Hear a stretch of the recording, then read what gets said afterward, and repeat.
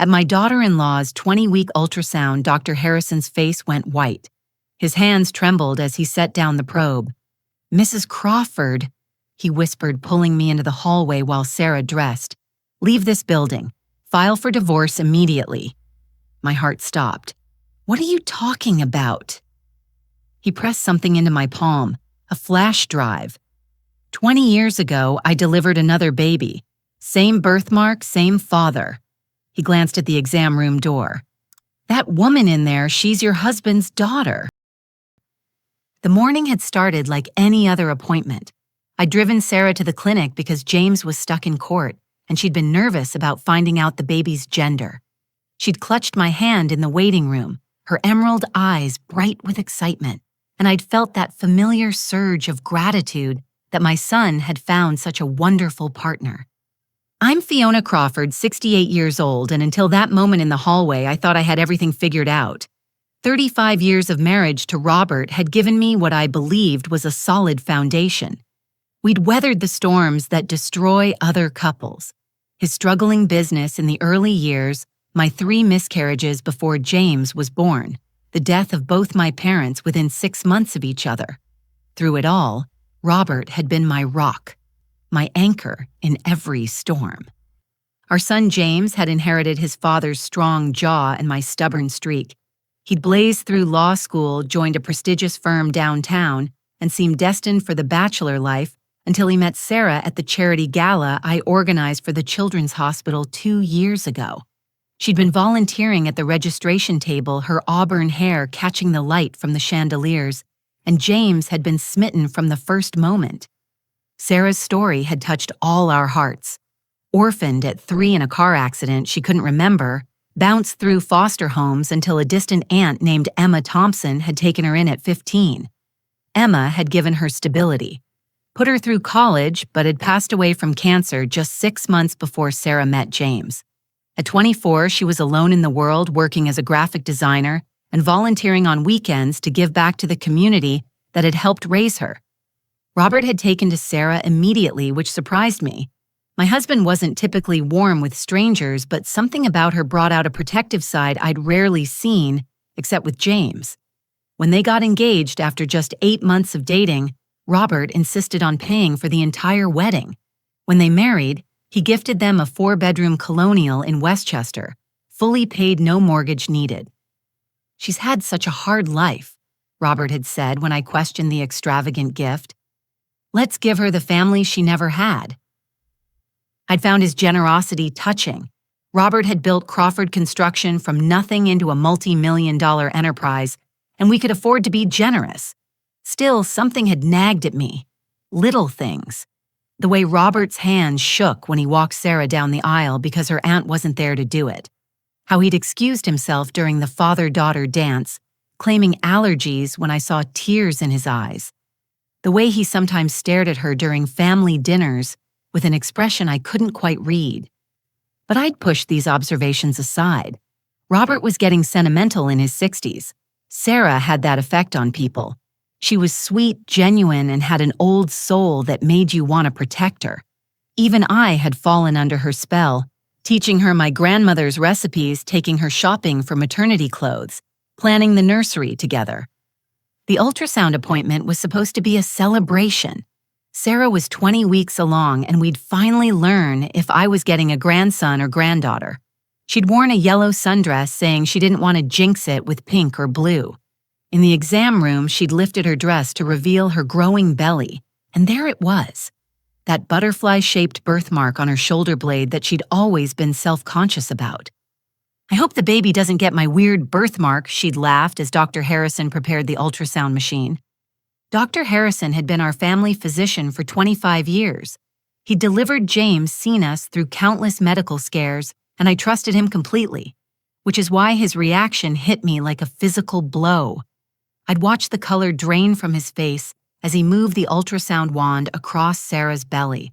His professional mask had slipped, revealing raw shock underneath. "Is something wrong with the baby?"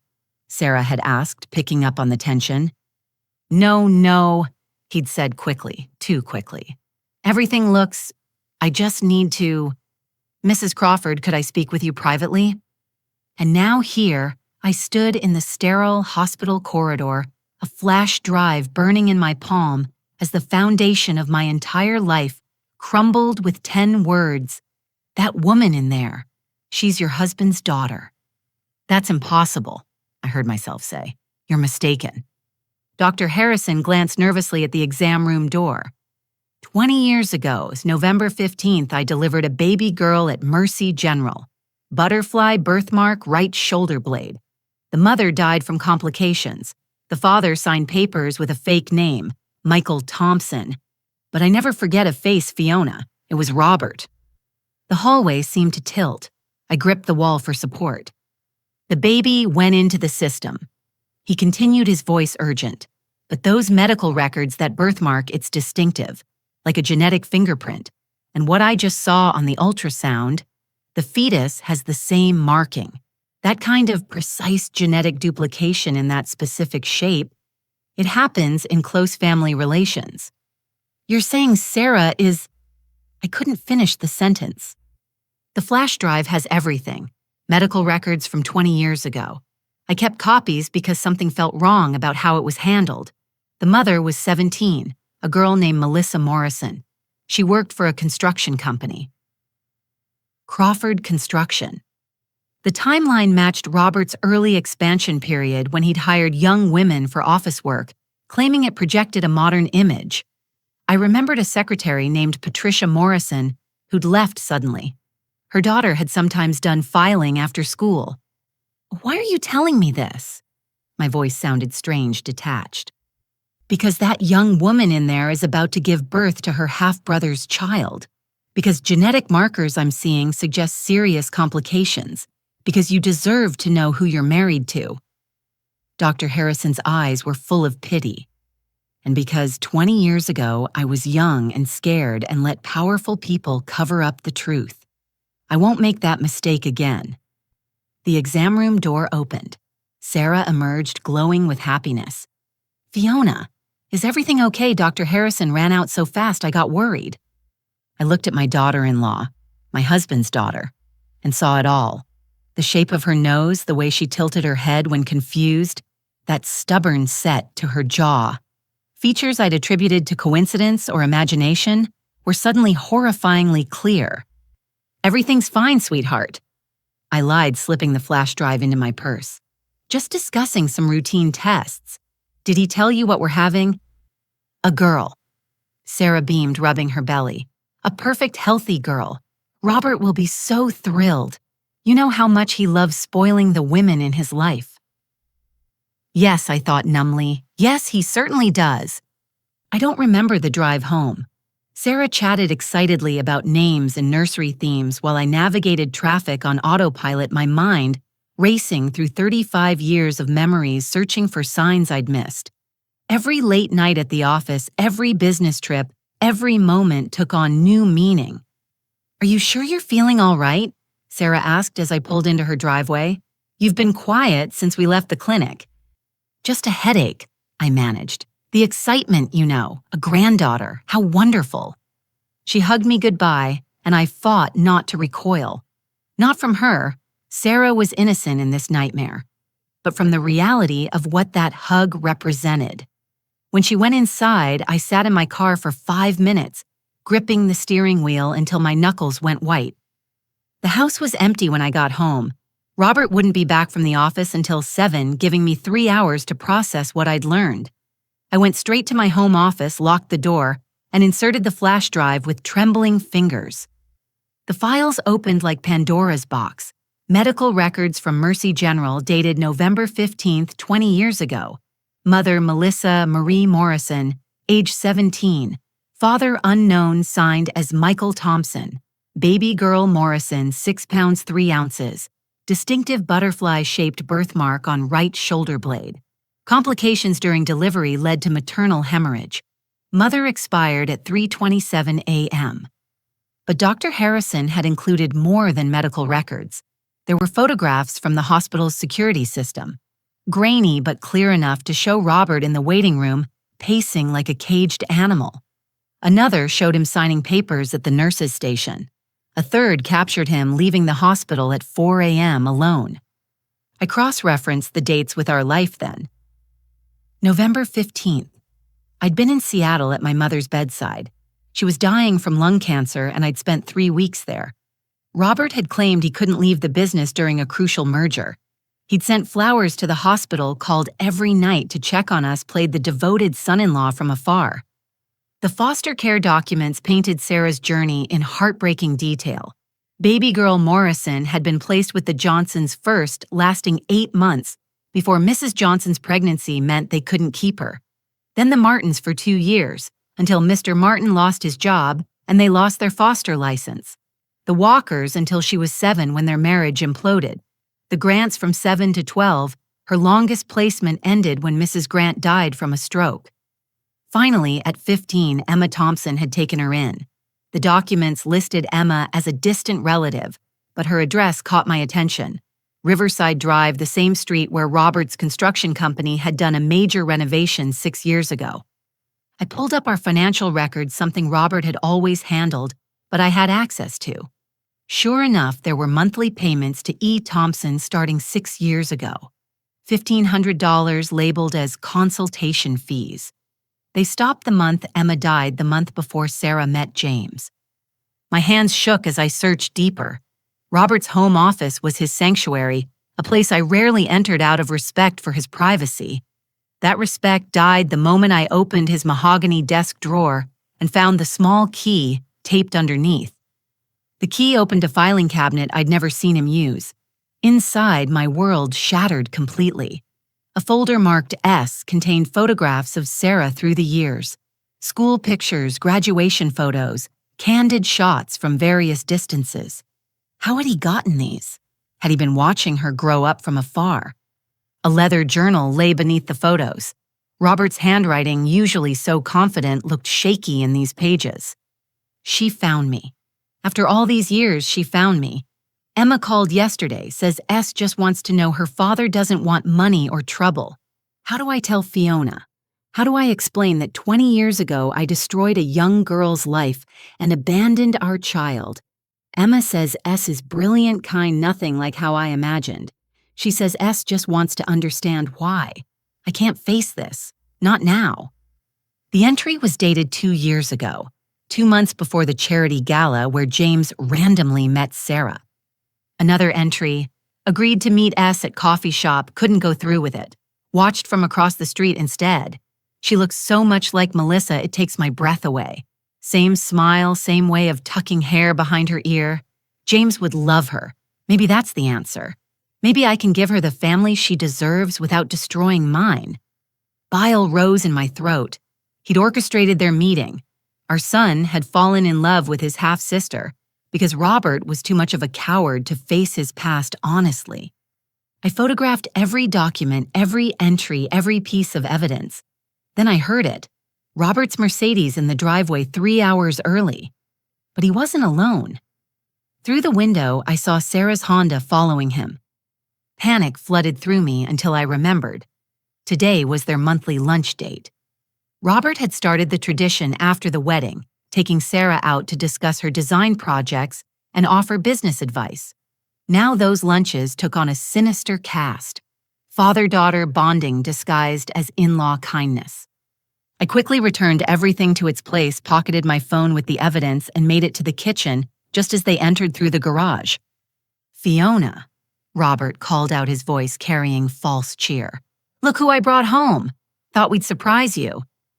They appeared in the doorway and my heart clenched. Side by side, the resemblance was undeniable. How had I been so blind? The same broad forehead, the same hazel eyes that shifted between green and brown, depending on the light, even the same way of standing with weight, shifted to the right foot. "We have wonderful news," Sarah burst out, then caught herself. "Oh, but you already know it's a girl. Robert says we should name her after you." "That's thoughtful." I managed buying time by filling the kettle. My hand stayed steady through sheer will. Robert approached, kissing my cheek in our usual greeting. His lips felt like a stranger's. "How was the appointment?" "Everything good with the baby." "Perfect," I lied. "Dr. Harrison says she's developing beautifully." Something flickered in Robert's eyes at the mention of Dr. Harrison. Fear recognition. It passed too quickly to tell.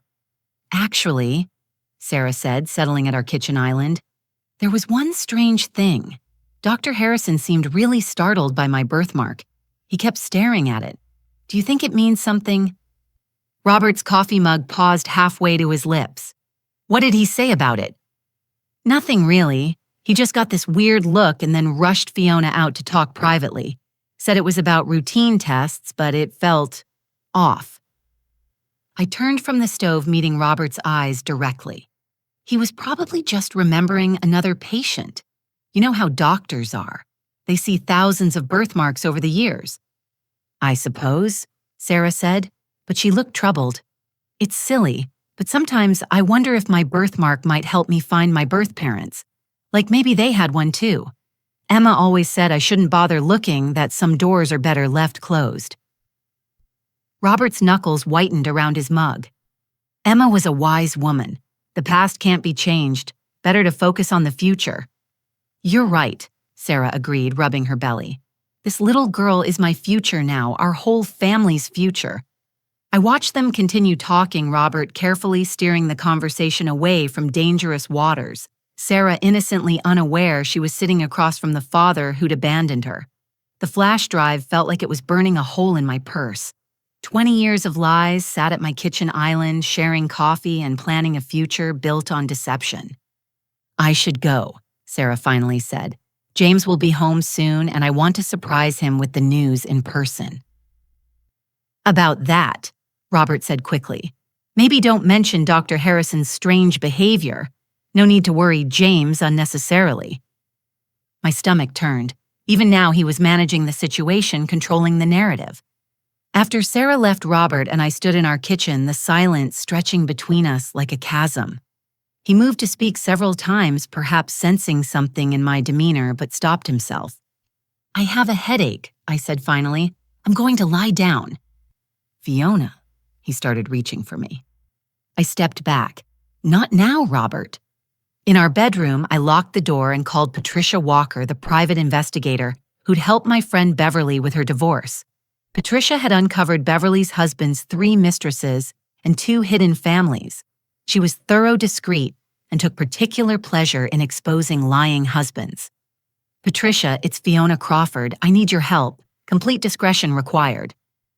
Of course. How soon can you meet? Tomorrow morning. And Patricia. This involves a 20-year cover-up, falsified documents, and... I swallowed hard. Incest. There was a pause. I'll clear my schedule. 9 a.m., my office. Bring everything you have. That night, I lay beside my husband of 35 years and felt like I was sharing a bed with a stranger. He reached for me in the darkness, a gesture as familiar as breathing, and I pretended to be asleep. How many nights had he lain here carrying this secret? How many times had he looked at our son and thought of the daughter he'd hidden? When Robert's breathing deepened into sleep, I stared at the ceiling and planned. 20 years ago, he'd made choices that destroyed lives. 20 years ago, a 17-year-old girl died alone while he walked away. 20 years ago, a baby entered the foster system because he was too cowardly to claim her. But that was 20 years ago. This was now. And I was not a frightened teenager or a helpless infant. I was Fiona Crawford. I'd built a real estate portfolio worth millions. I'd raised a son who fought for justice in courtrooms. I'd survived my parents' deaths, multiple miscarriages, and 35 years of marriage to a man I apparently never knew. Tomorrow I would begin gathering the evidence to destroy him. But tonight I lay beside him one last time and mourned the life I thought I had. Morning came too soon. Robert stirred beside me, his arm automatically reaching across the bed in a gesture born from decades of routine. I was already up-dressed, applying makeup in the bathroom mirror with steady hands that betrayed nothing of my inner turmoil. "You're up early," he said, appearing in the doorway. Sleep creased his face, making him look older than his 62 years. Or maybe I was just seeing him clearly for the first time.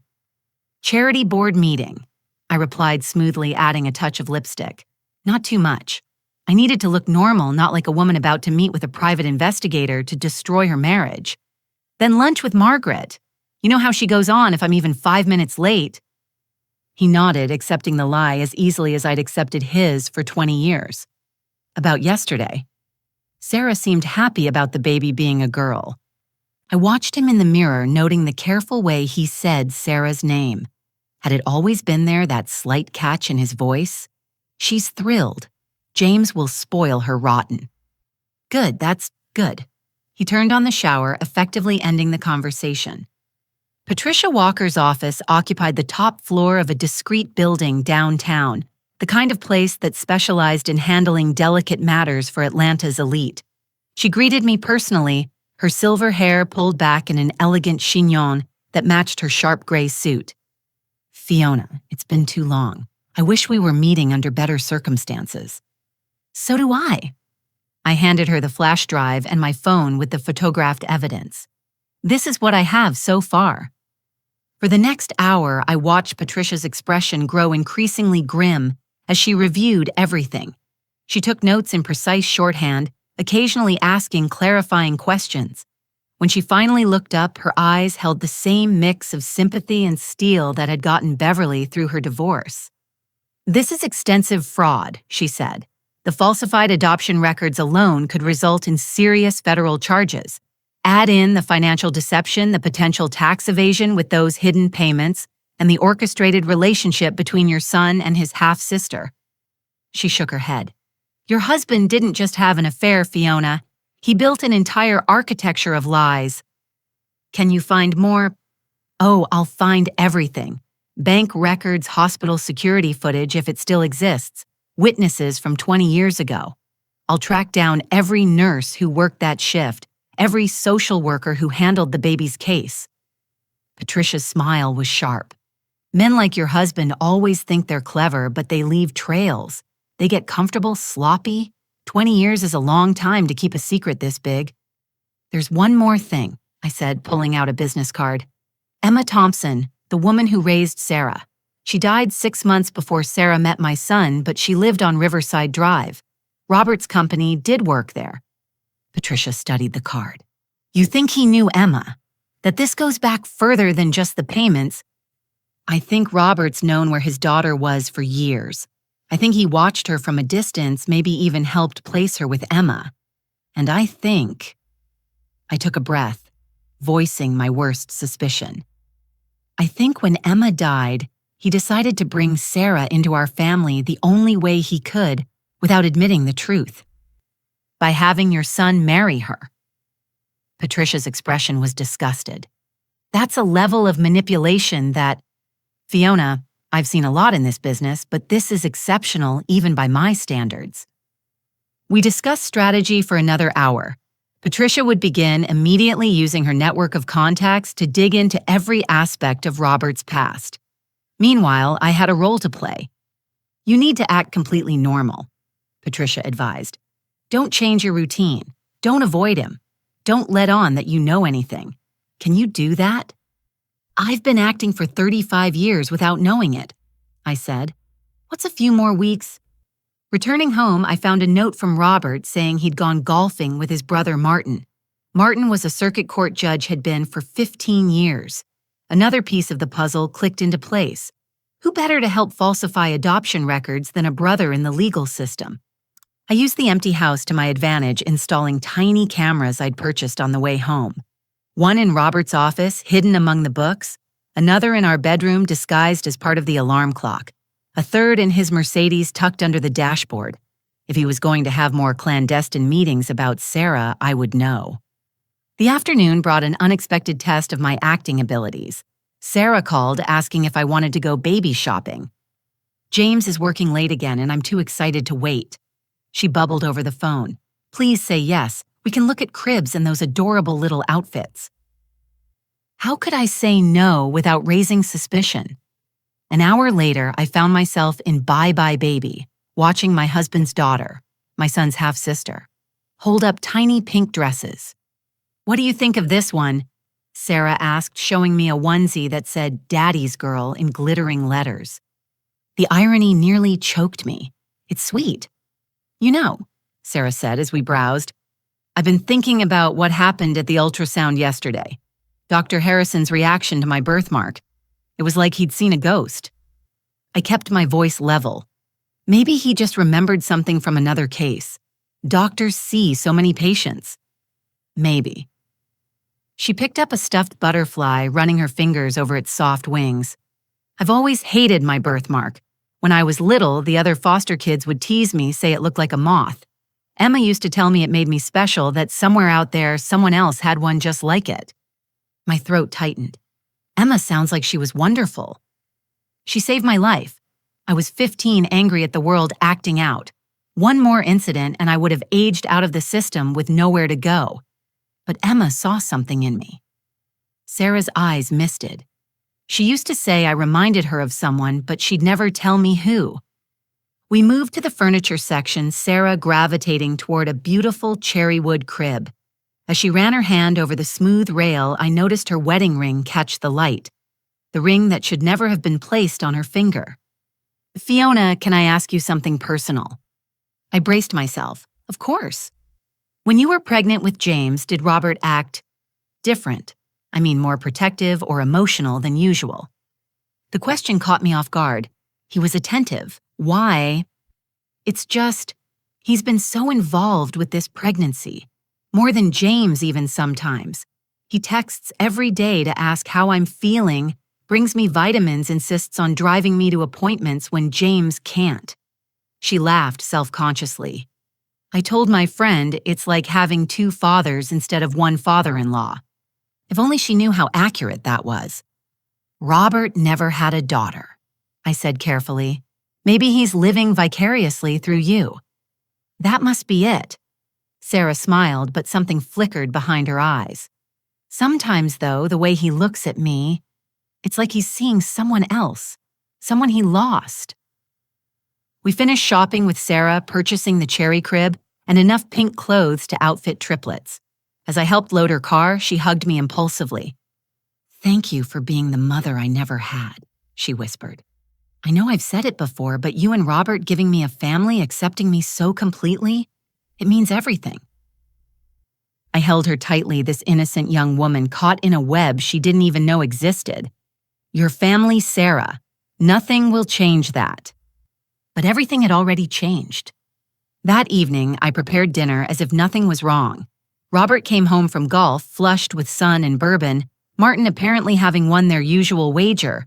He kissed my cheek, commented on the wonderful smell of roast chicken, and settled into his usual chair with the newspaper. The camera in his office alert pinged on my phone while I was basting the chicken. I glanced at the screen to see Robert on the phone, his face grave. I couldn't hear the conversation, but his body language screamed anxiety. Dinner's almost ready, I called out normally. Should I set a place for Martin? No, he had to get home, Robert replied, appearing in the kitchen. Fiona, we need to talk about James and Sarah. My hand stilled on the serving spoon. What about them? I'm worried about the pregnancy. First babies can be complicated, and with Sarah's history, no family medical background. He trailed off, and I watched him struggle with how much to reveal. Dr. Harrison seems competent, I said, placing the chicken on the table. I'm sure he'll monitor everything closely. Robert's jaw tightened at Harrison's name. Maybe we should get a second opinion. Find a specialist who deals with high-risk pregnancies. Is there something you're not telling me? I asked, meeting his eyes directly. Do you know something about Sarah's medical history that we should be aware of? For a moment, I thought he might confess. His mouth opened, closed, opened again. Then, no, I just want the best for them. For our granddaughter. We ate in relative silence, 35 years of practice, allowing us to navigate the meal with perfectly timed passes of salt and butter, the choreography of a long marriage continuing even as its foundation crumbled. Robert complimented the chicken. I asked about his golf game. We discussed the weather forecast, the neighbor's new fence, anything but the truth sitting between us like a malignant tumor. After dinner, Robert retreated to his office while I cleaned up. The camera showed him at his computer typing furiously. Writing to whom? Warning them about what? My phone buzzed. Patricia. Found the nurses from that night. One retired to Florida. She's willing to talk. Can you travel next week?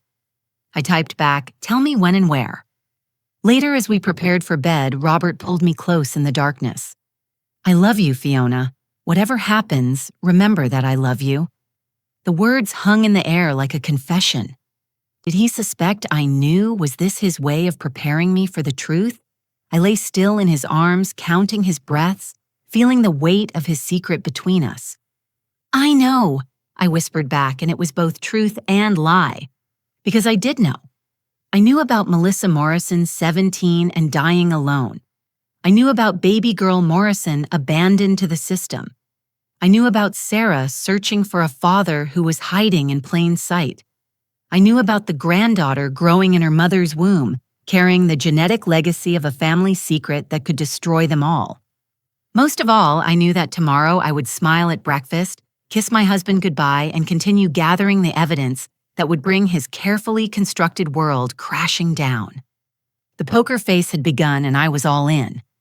Patricia Walker worked fast.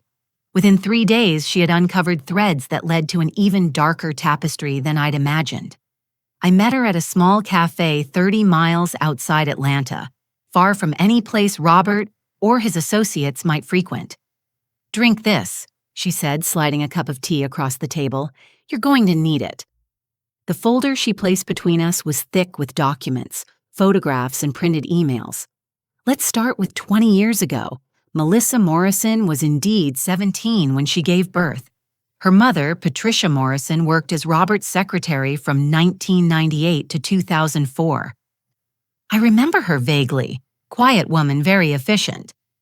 Too efficient, perhaps. She left Crawford Construction with a severance package of $200,000. Unusually generous for a secretary, wouldn't you say? I stared at the bank records. Robert always said he valued loyalty. Loyalty or silence. Patricia flipped to another page. Melissa was 16 when she started occasionally helping in the office after school, filing answering phones. Several former employees remember her. Pretty girl, they said. Robert took a special interest in mentoring her. My stomach churned. 16. She turned 17 2 months before giving birth, the age of consent in Georgia, conveniently. Patricia's tone was acid. Here's where it gets interesting. The night Melissa died, 3 other people signed the hospital's visitor log. Robert, as we know, Martin Crawford, your brother-in-law, and Eleanor Crawford. Robert's mother, I gasped.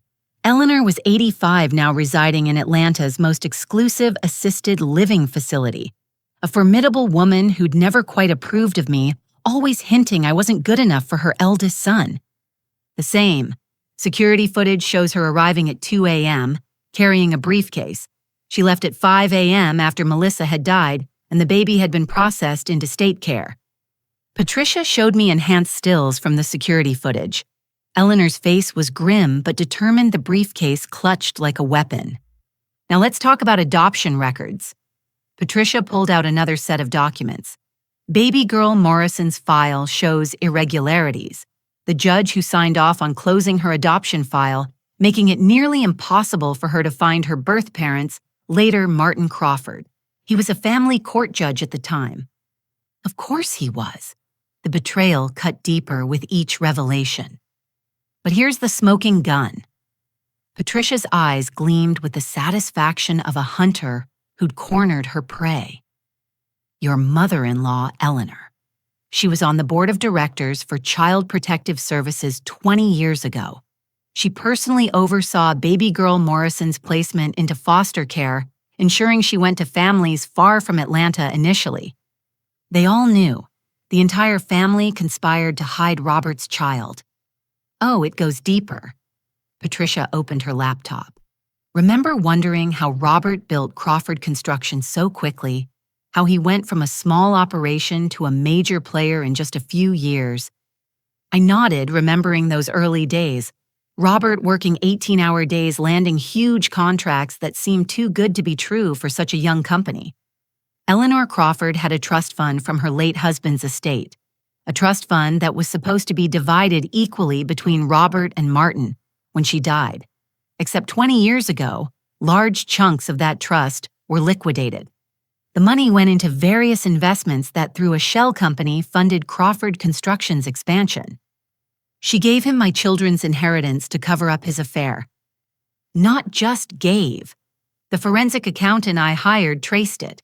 That money was technically embezzled. Eleanor was the trustee, not the beneficiary. She had no legal right to use it. Patricia smiled grimly. Your husband's company was built on stolen money. Stolen from you, actually, since as Robert's wife, you're entitled to half his inheritance. My hands shook as I absorbed this information. What about Emma Thompson? How does she fit in? Emma, not a distant relative at all. Emma Thompson was Eleanor Crawford's college roommate. They kept in touch over the years. When Sarah aged out of her last foster home, Emma conveniently appeared to take her in. Your mother-in-law orchestrated that too. So they've been watching Sarah all along, monitoring her. Controlling her path more like.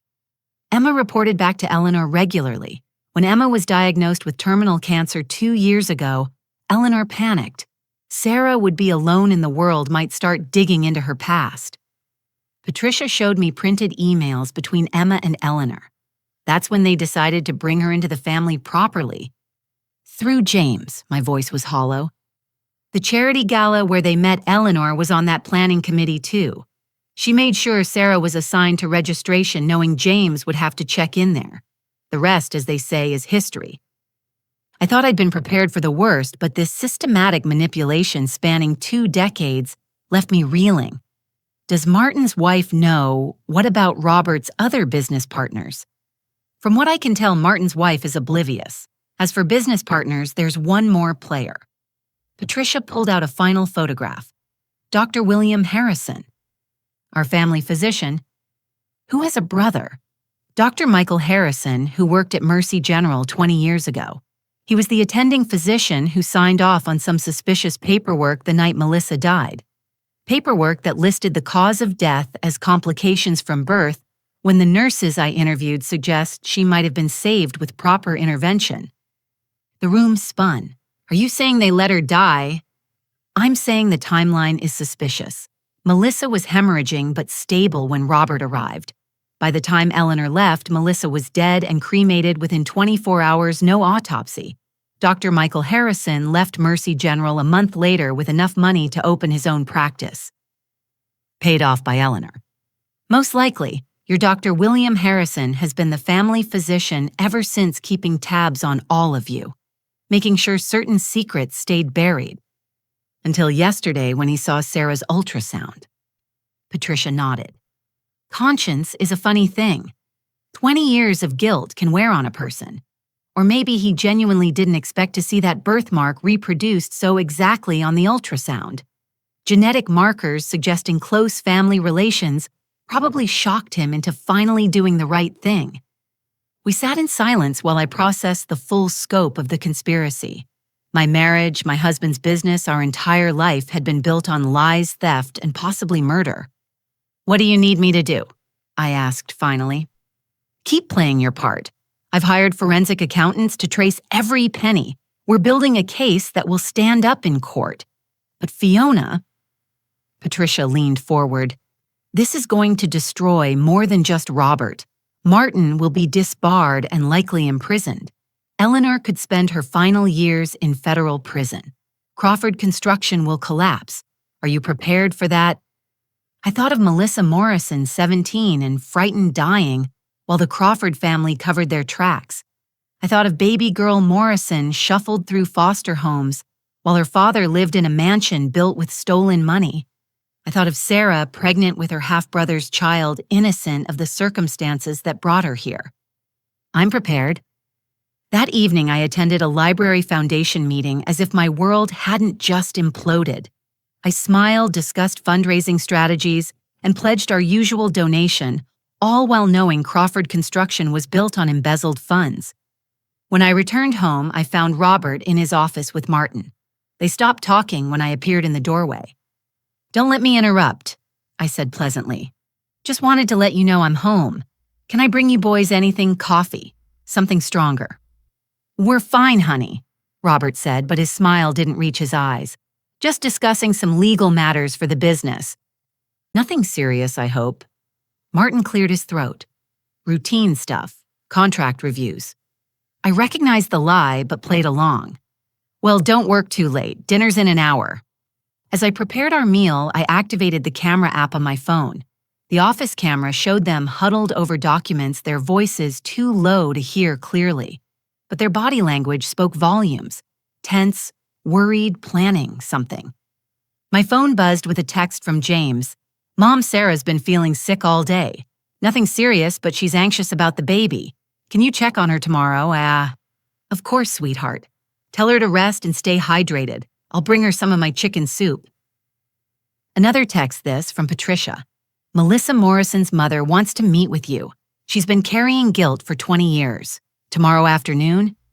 I confirmed, then returned to chopping vegetables with mechanical precision. Tomorrow I would comfort my pregnant daughter-in-law while secretly meeting with the grandmother she didn't know existed.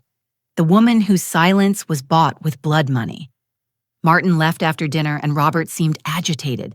He paced the living room, checking his phone repeatedly. Is everything all right? I asked, settling onto the sofa with my knitting. Fine. Just business concerns. He sat beside me, taking my hand. Fiona, if something happened to the company, if we lost everything, would you still love me? The question caught me off guard. Did he know Patricia was investigating? Had someone tipped him off? That's a strange question, I said carefully. Are we in financial trouble? No, nothing like that. Sometimes I wonder if I've been a good husband, if I've given you the life you deserved. I looked at this man I'd loved for 35 years. Even now, knowing what he'd done, part of me wanted to comfort him. But Melissa Morrison deserved justice. Sarah deserved the truth.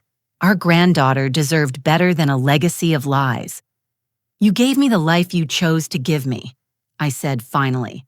Whether I deserved more or less isn't for you to decide. He studied my face, perhaps hearing something in my tone. You're right, you always are. I'm tired, I said, extracting my hand from his. I think I'll read in bed. But I didn't read. I lay in the darkness planning tomorrow's meeting with Patricia Morrison, the woman who sold her daughter's memory for $200,000. Another mother who failed her child just in a different way.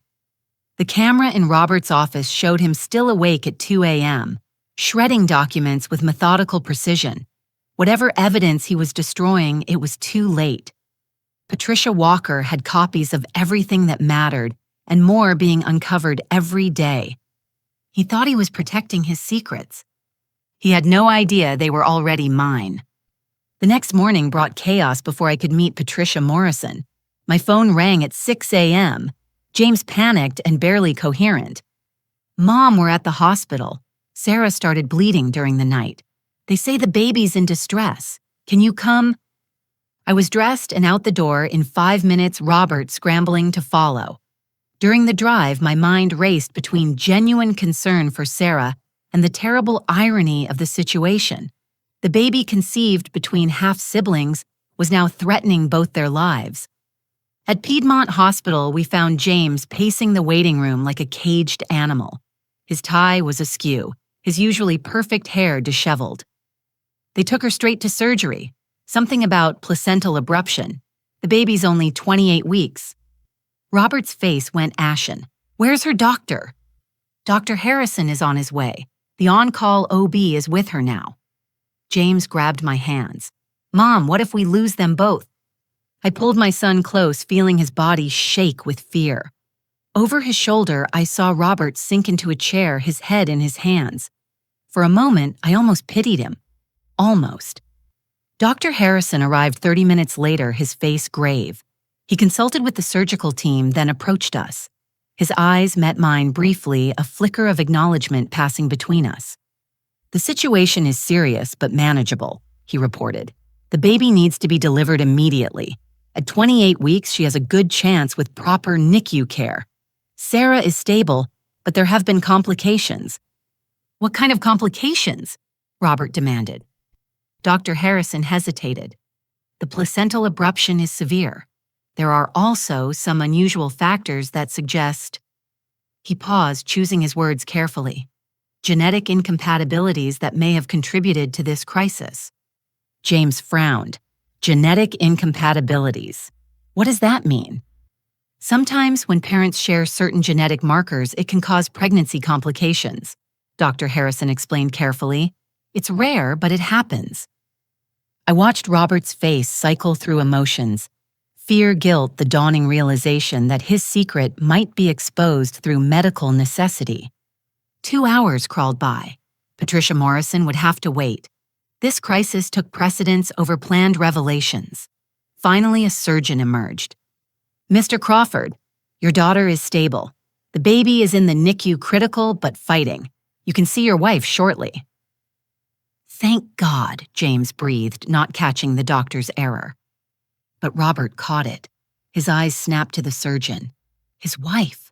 She's his wife. The surgeon looked confused, glancing at his chart. I apologize. The patient listed Robert Crawford as her father on some previous medical forms. I assumed... The waiting room fell silent. James turned to stare at the surgeon, then at Robert. What did you say? It must be a mistake, Robert said quickly. Sarah was in foster care. She has no father listed. But James was already putting pieces together. The unusual attention Robert paid to Sarah, the generous gifts, the way they sometimes mirrored each other's gestures. No, James said slowly. No, that's not possible. The surgeon, realizing he'd stumbled into something, excused himself. Dr. Harrison stepped forward. Perhaps we should discuss this privately. Discuss what? James's voice rose. What the hell is going on? That's when Sarah's voice cut through everything. Weak, medicated, but clear. I want my dad. Where's my dad? A nurse had wheeled her into the hallway, perhaps taking her to see the baby. Sarah was barely conscious, her face pale and drawn, but her eyes found Robert immediately. Dad, she whispered, reaching for him. I'm scared. Is the baby okay? You promised you'd take care of us. The last domino fell. James stared at his wife, then at his father, the horrible truth dawning in his eyes. Sarah. Her medicated haze cleared slightly. James, why do you look... Oh God, I wasn't supposed to... The drugs... You knew, James's voice was deadly quiet. You knew he was your father. Sarah started crying, the monitors attached to her beginning to beep warnings. I'm sorry. I'm so sorry. I just wanted a family. I never meant... You knew, James roared, lunging at Robert. Security rushed in as James tackled his father to the ground, 30 years of boxing lessons, finally finding purpose. I stood frozen as my son pummeled the man who'd betrayed us all, each punch fueled by the devastating realization of what had been done to him. You sick bastard, James screamed as security pulled him off. Your own daughter. You let me marry your daughter. I can explain, Robert gasped, blood streaming from his nose. Explain, explain. James fought against the guards holding him. I've been sleeping with my sister for 2 years. She's carrying my child, our child. How do you explain that? Sarah was sobbing hysterically as nurses rushed her back toward her room. I didn't know about the baby complications. He said it would be fine, that no one would ever know I just wanted a father. The entire ward was watching our family implode. Dr. Harrison stepped between James and Robert. Enough. There's a premature infant fighting for life. Whatever this is, deal with it somewhere else. Deal with it. James laughed bitterly. My whole life is a lie. My marriage, my child, everything. Your child needs you, I said quietly, finding my voice at last. Whatever else has happened, that baby is innocent. James turned to me, his face crumpling. Mom, did you know? I found out 3 days ago. I met his anguished gaze steadily. I've been gathering evidence to divorce your father and press charges. 3 days. You've known for 3 days and didn't tell me. I needed proof. I needed to protect you. Protect me. He gestured wildly at the chaos around us. How is this protecting me? Dr. Harrison intervened again. The baby needs a bone marrow donation. The genetic complications, she won't survive without it. Given the circumstances, Robert is the best match. I'll do it, Robert said immediately, struggling to his feet. Whatever she needs. You'll do it and then rot in prison, James spat. Sarah's doctor emerged from her room. She's asking for someone named Linda Chen. Says it's her therapist that she needs to tell the truth. Another piece clicked. She's been seeing a therapist. The doctor nodded. Apparently for months. Miss Chen is on her way. While we waited, the full story emerged in pieces. Sarah, sedated but unable to stop talking, revealed everything. How she'd found Robert through DNA testing sites. How she'd contacted him 2 years ago, not for money, but for answers. How he'd begged her not to destroy his family. How they'd concocted the plan for her to marry James so she could be part of the family without revealing the truth. He said you'd never accept me as his daughter. She wept to me. That you'd hate me for being proof of his affair. But if I was James's wife, you'd love me. And you did. You became the mother I never had. You manipulated my son, I said coldly. You made him fall in love with a lie. I fell in love with him too, Sarah protested. That wasn't supposed to happen. I was just supposed to marry him, be part of the family. But James is wonderful and kind and everything I never knew existed. I love him. You're his sister, I said flatly. Half-sister, she corrected desperately. And I didn't know it would matter genetically. Robert said if we never told anyone. Dr. Linda Chen arrived then, a composed woman in her 50s, who took in the scene with professional calm. After a brief consultation with the medical team, she approached us. Sarah has been my patient for 8 months. She began carefully. She came to me initially for depression and anxiety related to her past. Over time, she revealed the nature of her relationship with her biological father and her marriage. You knew, James asked incredulously. You knew she was committing incest and didn't report it. I encouraged her repeatedly to tell the truth, Dr. Chen replied. She was working toward that. The pregnancy complicated things. She became convinced that if she could just have the baby, everything would work out. Work out? James laughed bitterly. Our child is in the NICU because her parents are siblings. How does that work out? Dr. Chen pulled out her notes. May I share something from our sessions? Sarah gave me permission to break confidentiality if necessary. We nodded numbly. 3 months ago, Sarah said, I know what we're doing is wrong, but I've been wrong my whole life. Wrong family, wrong place, wrong everything. With James, for the first time, I feel right. Even if it's built on lies, it's the closest to love I've ever known. I hate Robert for putting me in this position, but I hate myself more for not being strong enough to walk away. She wanted revenge, I said suddenly. This wasn't just about family. She wanted to hurt Robert. Dr. Chen nodded slowly. Part of her did. The abandoned child wanted her father to suffer as she had suffered. But it became complicated when genuine feelings developed for James. I'm going to be sick, James said, rushing to a bathroom. While he was gone, I confronted Robert directly. Your mother knew. Martin knew. Dr. Harrison's brother knew. Who else? Robert's shoulders slumped. It doesn't matter now. It all matters. Every lie, every cover-up, every person you dragged into this. They're all going down with you. Dr. Harrison returned with updates on the baby. She's stable but critical. The genetic abnormalities are significant but treatable with immediate intervention. The bone marrow transplant needs to happen within 48 hours. Do it, Robert said. There's paperwork, consent forms, and given the circumstances, the hospital is required to report this to authorities.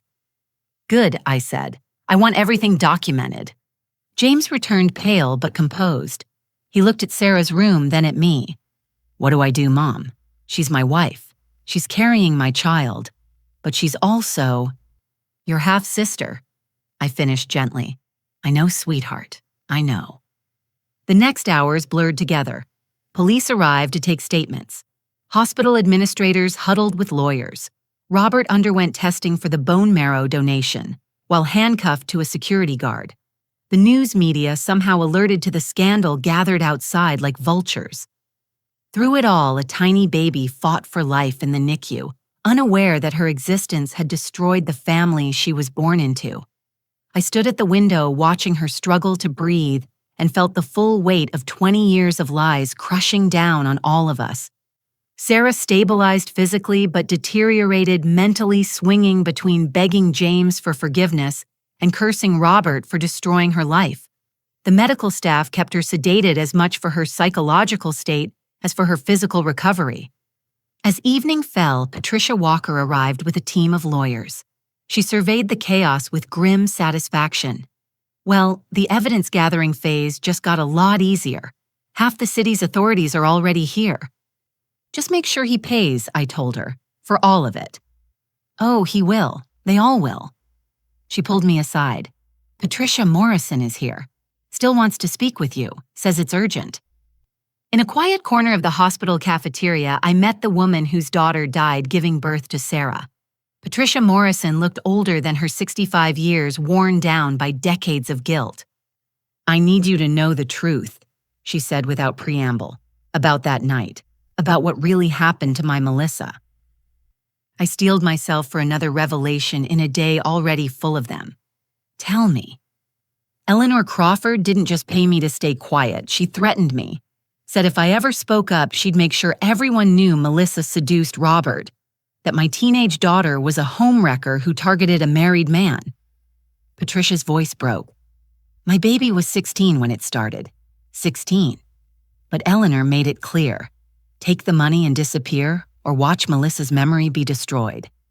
So you took the money. I took the money, she confirmed, tears streaming. I abandoned my granddaughter and let my daughter's death go unquestioned because I was a coward. But I kept everything. Every document, every recording of Eleanor's threats. I've been waiting 20 years for someone strong enough to stand up to that family. She slid a box across the table. It's all here. Enough to bury Eleanor Crawford and prove this went deeper than just Robert's affair. I accepted the box, another piece of ammunition in a war I was determined to win. Your granddaughter needs a bone marrow transplant. Your great-granddaughter is fighting for her life. Are you prepared to go public with this? Patricia Morrison straightened her shoulders. I've been a coward for 20 years. Not anymore. As I returned to the NICU, I found James holding vigil at the incubator. His wedding ring was gone, I noticed. My son had aged a decade in one day. The transplant is scheduled for tomorrow, he said quietly. They say she has a fighting chance with it. She's a Crawford, I replied. We're stronger than we look. James laughed bitterly. Are we? Because from where I'm standing, the Crawfords are liars, criminals, and people who marry their own siblings. You're not defined by their sins, I said firmly. You're my son. You were deceived as much as anyone. I love her mom, he whispered. Even knowing what she is, who she is, I still love my wife. How sick is that? I had no answer. In the NICU, a tiny girl with a butterfly birthmark fought for every breath, carrying the genetic legacy of a family's darkest secrets. Tomorrow, Robert would give his bone marrow to save the grandchild born of his lies. And I would make sure it was the last thing he did as a free man.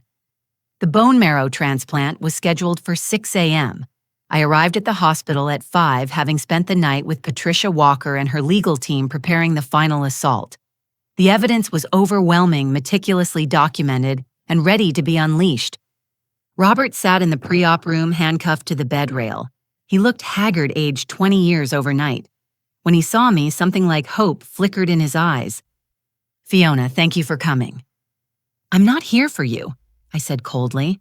I'm here to make sure you don't back out of saving that baby. I would never... Stop. I held up my hand. You don't get to play the devoted grandfather, not after what you've done. I sat in the visitor's chair, maintaining distance between us. I know everything, Robert, not just about Sarah, everything. His face went still. What do you mean? Your mother's embezzlement, Martin's falsified documents, Dr. Harrison's brother letting Melissa die, the way you built our entire life on stolen money and dead girls. I smiled without warmth. Patricia Walker is very thorough. Fiona, please, let me explain. 20 years too late for explanations. I pulled out my phone, showing him photos of the evidence. Bank records, hospital security footage, signed affidavits from nurses who were there that night. Patricia Morrison's recordings of your mother threatening her. It's over, Robert. He stared at the screen, watching his carefully constructed life crumble in digital format. What do you want? Justice. For Melissa. For Sarah. For all the lives you destroyed with your cowardice. I leaned forward. But first you're going to save your granddaughter. Then you're going to sign everything I put in front of you, and then you're going to prison. Our son is the only innocent Crawford left, and I won't let you destroy him further. My voice hardened. The divorce papers are drawn up. You'll sign them today. You'll also sign a full confession about the embezzlement, the cover-up, everything. In exchange, I'll make sure you get a decent lawyer for the criminal trial. And if I refuse, I smiled, and this time it reached my eyes. Then I release everything to the media during your procedure. You'll wake up to find your picture on every news channel, your company in ruins, and your mother dragged from her assisted living facility in handcuffs. Your choice. A nurse entered to prep him for surgery. As she worked, I continued my ultimatum. Eleanor has 1 hour after your procedure to turn herself in. Martin has 2. If they don't, Patricia releases everything to the FBI, the IRS, and the medical board simultaneously. You've thought of everything, Robert said quietly. I learned from the best liar I know. I stood to leave. Save the baby, Robert. It's the only good thing you can do now. In the waiting room, I found an unexpected gathering. Patricia Morrison sat with James, showing him photos of his half-sister as a baby. Dr. Harrison was there, having volunteered to assist with the transplant procedure, despite the personal risk to his career. Even Dr. Linda Chen had returned, concerned about Sarah's deteriorating mental state. How is she? I asked. Catatonic, Dr. Chen replied. The psychological trauma of everything being exposed, coupled with the physical stress of the emergency delivery. She's shut down completely. Will she recover? With time and intensive therapy, possibly. But she'll need to face legal consequences, too. Knowing incest and deliberately conceiving a child. Dr. Chen shook her head. There are no winners here. Martin arrived as Robert was wheeled into surgery, his face gray with panic. Fiona, we need to talk. No, we don't. I handed him a folder. Your confession is already drafted. Sign it and you'll only be disbarred and face 5 to 10 years. Fight it, and Patricia Walker will ensure you never see sunlight again. He opened the folder with shaking hands. This will destroy everything. Everything was built on lies, I replied. It deserves to be destroyed. While Robert underwent the procedure, the demolition began. FBI agents arrived to secure Crawford Construction's offices. Local police took statements from everyone involved. The news media, fed carefully selected details by Patricia's team, began broadcasting the scandal across Atlanta. Construction mogul built empire on stolen inheritance. Judge helped brother hide incest, secret for 20 years. Prominent families, web of lies exposed in hospital drama. Eleanor called from her assisted living facility, her imperious voice shrill with rage. How dare you? Do you know who I am? I'll destroy you for this. You're an embezzler who stole from your own grandchildren, I replied calmly. And you have 45 minutes left to turn yourself in. I'll never. I hung up and blocked her number. She'd been my mother-in-law for 35 years, but that relationship died the moment I learned she'd helped cover up Melissa Morrison's death. The bone marrow extraction took 3 hours. During that time, I sat with James in the NICU watching his daughter fight for life. The tiny girl, still unnamed, was hooked to multiple machines. Her distinctive butterfly birthmark seemed larger on her premature body, a permanent reminder of the genetic legacy she carried. What do I tell her when she's older? James asked quietly. That her parents are half-siblings, that her whole existence is based on lies and manipulation. You tell her she was loved, I said. That despite everything, she was wanted and loved. By who? Sarah's catatonic. I can't even look at her without feeling sick. And this baby... God help me, Mom, when I look at her, all I see is evidence of how badly I was betrayed. I took his hand. That will fade. She's innocent in all this, and she needs you. I'm 29 years old and my life is over, he said flatly. My marriage is invalid. My wife is my sister. My father is going to prison. My career will be destroyed by association.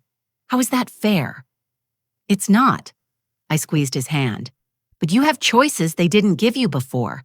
You can walk away from all of this, start fresh somewhere else, or you can stay and fight to build something better from the ruins. Before he could respond, alarms began beeping from the incubator. Nurses rushed in as the baby's vital signs dropped.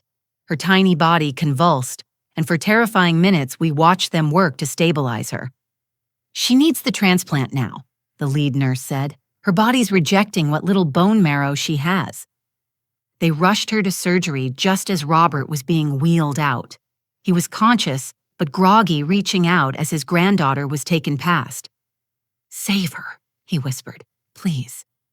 The next 2 hours were the longest of my life. James paced while I fielded calls from Patricia's team. Eleanor had been arrested at her facility, charging at officers with her walker, while screaming about her rights. Martin had turned himself in his wife, filing for divorce before he even reached the station. Crawford Construction's board had called an emergency meeting to remove Robert as CEO and try to salvage what they could. Finally, Dr. Harrison emerged from surgery. The transplant was successful. The next 24 hours are critical, but she's fighting. James collapsed into a chair, the relief overwhelming him. Even I felt a loosening in my chest. Whatever else happened, that innocent baby would have a chance. There's more, Dr. Harrison continued. The genetic testing revealed some good news. While Sarah and James are indeed half-siblings, the baby's specific genetic markers suggest she escaped the worst potential complications. With treatment and monitoring, she should live a normal life. A normal life? I almost laughed at the concept. Nothing about this child's life would ever be normal. Robert was returned to his room where police waited to formally arrest him. I watched from the doorway as they read him his rights, the man I'd loved for 35 years, being handcuffed to his hospital bed for the second time in 2 days. Fiona, he called out, please, let me explain. Let me tell you why. I know why, I interrupted. You were young and selfish and thought you could have everything. When Melissa got pregnant, you panicked. When she died, you saw an opportunity to make the problem disappear, and for 20 years, it worked. I loved you, he said desperately. I always loved you. Sarah was a mistake, but you and James were built on a foundation of lies. Every anniversary, every family dinner, every moment of our marriage was tainted by what you were hiding. I pulled out the divorce papers. Sign these. Now. He signed with shaking hands, legally ending our marriage in a sterile hospital room, while our son's daughter fought for life down the hall. When he finished, I took the papers and turned to leave. What happens now? He asked. Now you face the consequences. Your mother's assets will be frozen, then liquidated to pay back what she stole. Martin will be disbarred. Crawford Construction will either fold or be bought out by competitors. You'll serve at least 15 years, possibly more. And you? I paused at the door. I'll raise our son and help him heal. I'll make sure your granddaughter knows she's loved despite how she came to be. And I'll build a life based on truth instead of lies. I'm sorry, he whispered. 20 years too late, I replied and walked away. The next day brought a cascade of revelations. The investigation uncovered 17 other people who'd been paid or threatened into silence over the years. Former employees who'd suspected the truth about Melissa, hospital workers who'd questioned the rushed cremation, even a private investigator Eleanor had hired to monitor Sarah throughout her childhood. Patricia Walker coordinated with authorities to ensure every crime was properly charged. The embezzlement alone would destroy Eleanor, who'd stolen nearly $2 million over 2 decades. Martin faced federal charges for falsifying court documents. Even Dr. Harrison's brother was arrested for his role in covering up potential malpractice. Through it all, Sarah remained catatonic. She lay in her hospital bed, staring at nothing, unable or unwilling to process the destruction of her carefully crafted fantasy. James couldn't bring himself to visit her instead, spending all his time in the NICU with their daughter. On the 3rd day after the transplant, the baby turned a corner. Her color improved, her breathing steadied, and she opened her eyes, Robert's hazel eyes, for the first time since birth. "She needs a name," the nurse said gently. James looked at me. "I can't. Every name I think of is connected to them somehow. I studied the tiny fighter, this innocent victim of 20 years of lies. Hope," I said finally. "Her name is Hope." James nodded slowly. "Hope Crawford? No, Hope Morrison, after her other grandmother, the one who should have been here." It was a small justice, but justice nonetheless.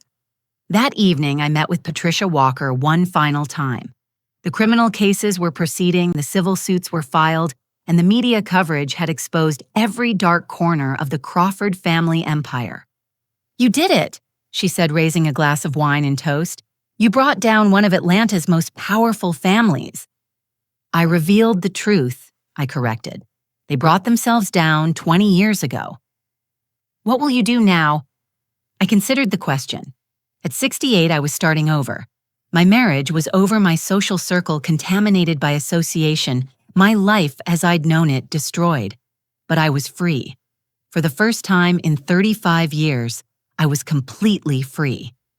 "I'm selling the house," I decided. "Taking my half of everything and starting fresh, maybe somewhere near the ocean. James and Hope can visit when he's ready to leave Atlanta." And Sarah, she made her choices. If she recovers, she'll face charges too. Knowledge of the relationship, deliberately conceiving a child with her half-brother, there are consequences. I sighed. I pity her, but I can't save her. No one can save any of them from what they've done. Patricia raised her glass again. "To justice." "To truth," I countered.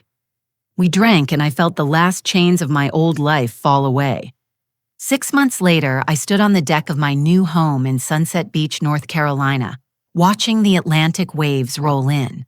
The house was smaller than our Atlanta mansion, but filled with light and possibility. No dark corners here, no hidden rooms full of secrets. My phone rang. James with his daily update. Since the trials began, we'd developed this routine. He'd tell me about Hope's progress, I'd share something about my new life, and we'd carefully avoid mentioning the 3 people who'd destroyed our family. "She smiled today," he said, and I could hear the wonder in his voice. A real smile, not just gas. The nurse said she's hitting all her milestones. Of course she is. She's a fighter. I settled into my favorite chair, the one that faced the ocean. "How are you doing?" "Better. The therapy helps. Dr. Chen recommended someone who specializes in unusual family trauma." He laughed bitterly. "Apparently, we're not the first family destroyed by secrets, just one of the more spectacular cases." The trials had been front-page news for weeks. Robert got 20 years for fraud, conspiracy, and abandonment. The judge had been particularly harsh about the psychological manipulation of allowing his son to marry his daughter. Eleanor died of a stroke 2 weeks into her 15-year sentence, raging until the end about the unfairness of it all. Martin was serving 10 years and would never practice law again. Sarah had been the surprise. When she finally emerged from her catatonic state, she'd pled guilty to all charges and refused any deal that would reduce her sentence. "I knew it was wrong," she'd said at her sentencing. "I knew, and I did it anyway because I wanted to hurt him the way he hurt me. But I hurt innocent people instead. I deserve whatever punishment you give me." She got 5 years with mandatory psychiatric treatment. James had divorced her immediately, the marriage annulled as legally invalid. He'd gotten full custody of Hope without contest. Sarah signed away her parental rights from her hospital bed. "Have you heard from Patricia Morrison?" I asked. "She sends cards every week, wants to be part of Hope's life." James paused. "I'm thinking about letting her. Hope deserves to know one grandmother who won't lie to her." "That's very generous of you." "You're her grandmother too, Mom. The only real family she has besides me." I smiled at that. "I'll visit next month, when the tourist season dies down here. Or we could come there. Hope might like the beach." After we hung up, I walked down to the water's edge.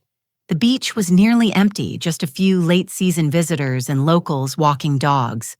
I'd made friends here.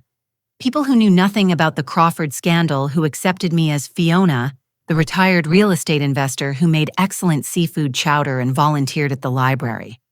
William appeared beside me, matching my pace. He was a widower who lived 3 houses down a retired professor who'd lost his wife to cancer 5 years ago. We'd started as walking companions, progressed to dinner friends, and recently acknowledged there might be more. "Good call from James," he asked. Hope smiled today. "Ah, a milestone. Those are precious." He'd raised 3 children, understood the significance of small moments. "Any word on the legal proceedings?" I told William everything on our 5th dinner together, laying out the whole sordid story and waiting for him to run. Instead, he'd refilled my wine glass and said, "My dear, you survived 35 years of deception with your dignity intact. That's rather remarkable." "The forensic accountants finished their report," I told him now. "After all the settlements and restitutions, I'll receive about $8 million, less than half what we were worth, but more than enough." "Enough for what?" I thought about it as we walked. Enough to help James start over somewhere fresh. Enough to ensure Hope has every opportunity. Enough to set up a foundation for children affected by family fraud. "Still taking care of everyone else," William observed gently. "Old habits," I admitted. "But also choices. I choose to help my son and granddaughter. I choose to use Robert's ill-gotten gains for good. I choose to build something true from the ruins of lies." We turned back toward the houses as the sun began to set. "I've been thinking," William said. "My daughter invited me to spend Christmas with them in Denver. I'd love your company if you're interested." "I thought you'd never ask," I said, surprising us both. He smiled, taking my hand. "I know it's only been 6 months since your world exploded. I'm not rushing anything. But Fiona, you've shown me it's possible to build a good life after devastating loss." "Mutual inspiration, then," I said, squeezing his fingers. That evening, I video-called James so I could see Hope. She was beautiful at 6 months with Robert's hazel eyes, but James's sweet disposition. The butterfly birthmark had faded to a pale pink, barely visible, unless you knew where to look. "Do you hate her?" Sarah had asked during the single phone call she'd been allowed from prison. "My daughter. Do you hate her for what she represents?" "She represents hope," I'd told her. "The possibility of truth after lies, of love after betrayal. How could I hate that?" As I watched my granddaughter gurgle and wave her tiny fists at the camera, I thought about the journey that brought us here. 20 years of lies had created her, but truth would raise her. She would grow up knowing her story. The difficult parts presented age-appropriately, and understanding that secrets were poison that destroyed families. "Mom," James said suddenly, "I've been thinking about moving, starting fresh somewhere without all the memories, maybe North Carolina, somewhere near the beach." My heart lifted. There's a house for sale 2 streets over. 3 bedrooms, big yard, excellent schools nearby. "You wouldn't mind having us so close?" "James, you and Hope are the family I choose. The family built on truth instead of lies. I'd love nothing more." We talked logistics for a while. His job could transfer to Wilmington. The house here was affordable with his savings. Hope would benefit from the sea air. It felt like planning a future instead of escaping a past. Later, I sat on my deck with a glass of wine, William reading beside me, the ocean singing its eternal song.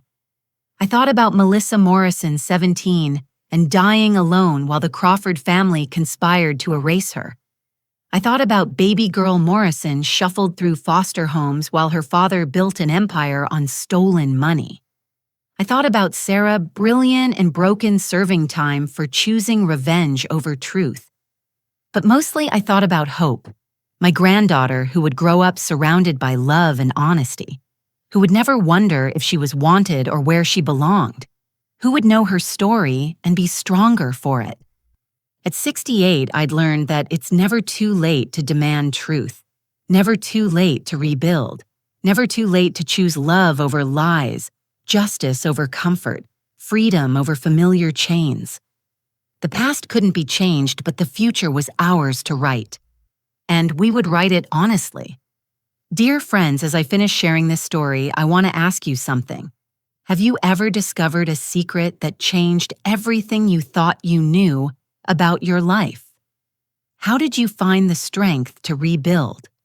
Please share your thoughts in the comments below. Your stories help others know they're not alone. If this story touched your heart or reminded you of the importance of truth in relationships, please like and subscribe to hear more stories of resilience and redemption. Share this with anyone who needs to hear that it's never too late to start over, never too late to choose truth. Thank you for joining me on this journey. Remember, the most beautiful lives are often built from the ruins of our greatest betrayals, not because the pain makes us stronger, but because the truth sets us free. Until next time, may you always have the courage to face the truth and the wisdom to rebuild with love.